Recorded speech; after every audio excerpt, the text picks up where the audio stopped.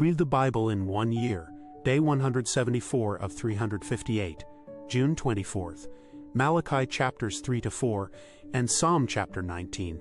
Malachi chapters 3-4. I will send my messenger, who will prepare the way before me. Then suddenly, the Lord you are seeking will come to his temple. The messenger of the covenant whom you desire will come, says the Lord Almighty. But who can endure the day of his coming? Who can stand when he appears? For he will be like a refiner's fire or a launderer's soap. He will sit as a refiner and purifier of silver. He will purify the Levites and refine them like gold and silver.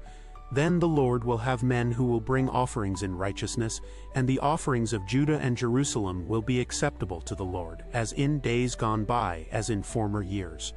So I will come to put you on trial.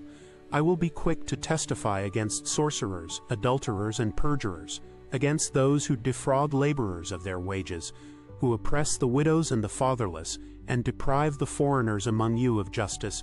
But do not fear me, says the Lord Almighty, breaking covenant by withholding tithes. I the Lord do not change.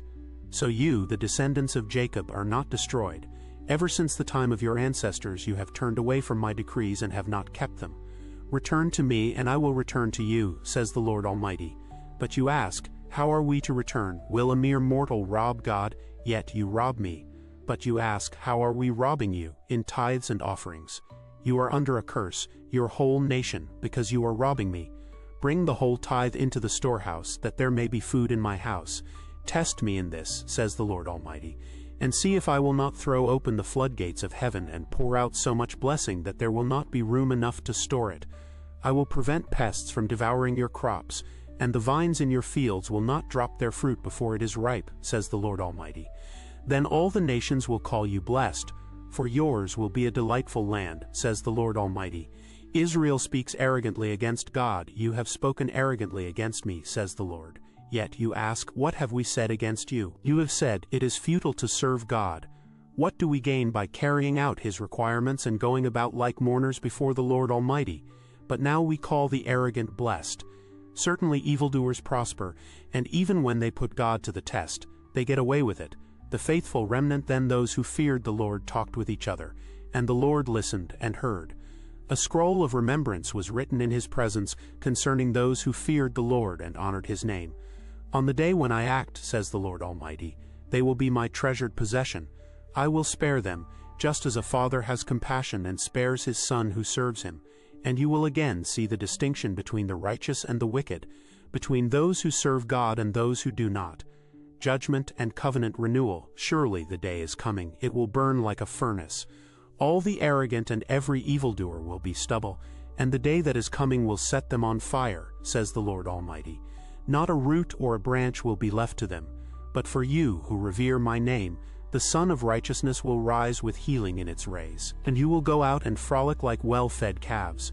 Then you will trample on the wicked. They will be ashes under the soles of your feet on the day when I act, says the Lord Almighty. Remember the law of my servant Moses, the decrees and laws I gave him at Horeb for all Israel. See, I will send the prophet Elijah to you before that great and dreadful day of the Lord comes. He will turn the hearts of the parents to their children, and the hearts of the children to their parents, or else I will come and strike the land with total destruction. Psalm chapter 19. Psalm chapter 19 for the director of music. A psalm of David. The heavens declare the glory of God. The skies proclaim the work of his hands. Day after day they pour forth speech. Night after night they reveal knowledge. They have no speech. They use no words. No sound is heard from them. Yet their voice goes out into all the earth, their words to the ends of the world. In the heavens God has pitched a tent for the sun. It is like a bridegroom coming out of his chamber, like a champion rejoicing to run his course. It rises at one end of the heavens and makes its circuit to the other. Nothing is deprived of its warmth.